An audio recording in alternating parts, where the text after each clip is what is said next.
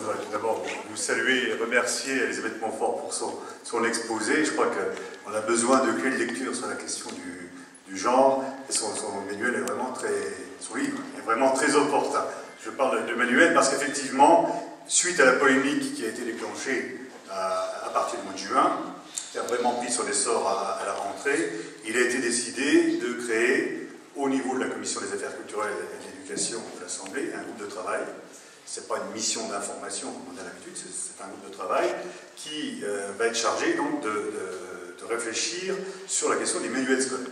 Et donc on va avoir 3 points à regarder. Le premier, c'est effectivement comment sont élaborés les manuels scolaires. Le deuxième, c'est comment sont élaborés les programmes scolaires. Et puis la troisième question, c'est effectivement la question du gender, du genre.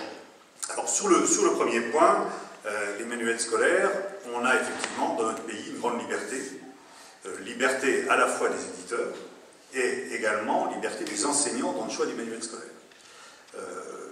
Il faut effectivement se souvenir qu'il y a eu très peu d'époques, et ça a été des époques très sombres, dans lesquelles il y a eu un contrôle de l'État sur les manuels scolaires. Donc il faut effectivement regarder à la lumière de l'histoire et aujourd'hui comment sont rédigés les manuels scolaires, et puis que nous nous interrogions sur cette liberté. Est-ce qu'elle doit être totale? Est-ce qu'il faut aller vers une évolution? Ça sera le premier point. J'indique juste à ce niveau-là qu'on va commencer nos travaux la semaine prochaine. Donc c'est un peu le programme de travail là que je décris. Le deuxième point, c'est la question des programmes.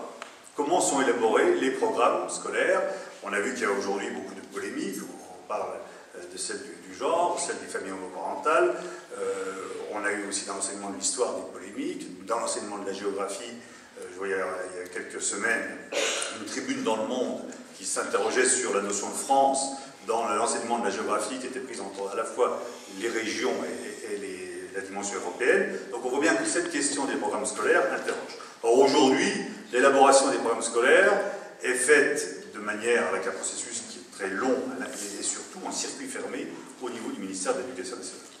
Alors c'est là-dessus où nous allons devoir regarder si ce processus est toujours valable, s'il faut proposer des évolutions et surtout peut-être réfléchir à une ouverture du circuit dans l'élaboration des programmes scolaires, en sachant que le sujet est délicat. Et le troisième point, c'est effectivement la question de l'enseignement du genre. Alors ça ne va pas être notre point principal, encore une fois, on va travailler surtout sur la question des manuels et des programmes scolaires, mais nous avons prévu dans l'ensemble des tables rondes que nous allons organiser, une table ronde spécifique avec les enseignants de sciences et de la Terre.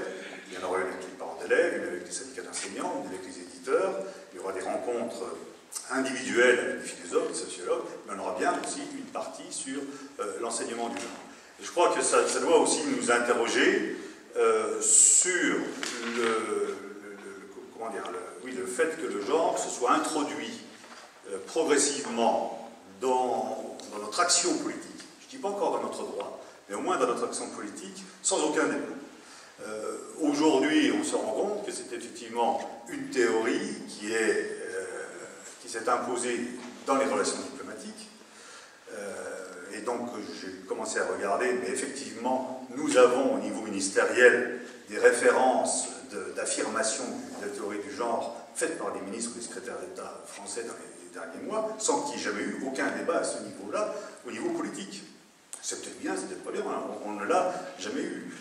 J'ai eu l'occasion d'aller, pour vous donner un petit peu l'exemple de cette tyrannie, entre guillemets, qui est en train de s'imposer, j'ai eu l'occasion d'aller au Soudan du Sud, avant son indépendance, c'était au mois de février, au mois de mars.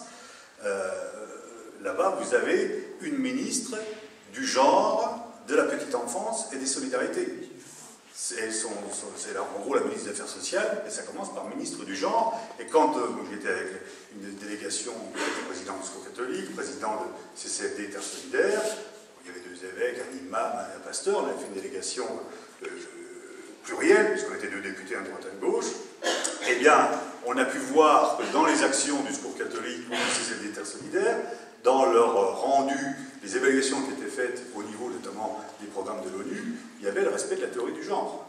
Voilà, donc c'est des choses qui effectivement sont en train de s'imposer comme ça sans aucun débat. J'aurais regardé ce matin le petit feuilleton qu'on a chaque matin qui nous donne un petit peu les différentes réunions au niveau de l'Assemblée nationale. Aujourd'hui, il y avait une réunion de la délégation du droit des femmes.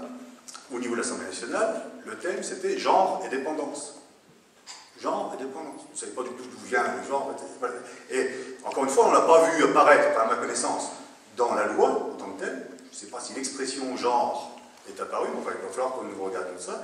Mais c'est en train de s'infiltrer partout, et je crois que ça peut être l'occasion de proposer un débat sur cette question de genre. Donc voilà les trois dimensions, disons, que nous allons regarder, en sachant que la première, c'est bien celle des manuels scolaires, puisque l'objet de mes groupes de travail, ça va être non pas de répondre aux questions, mais je pense déjà de les poser, d'essayer de bien les poser au niveau de l'élaboration des manuels scolaires, des programmes scolaires, et puis effectivement sur l'émergence de cette notion de genre dans le contexte politique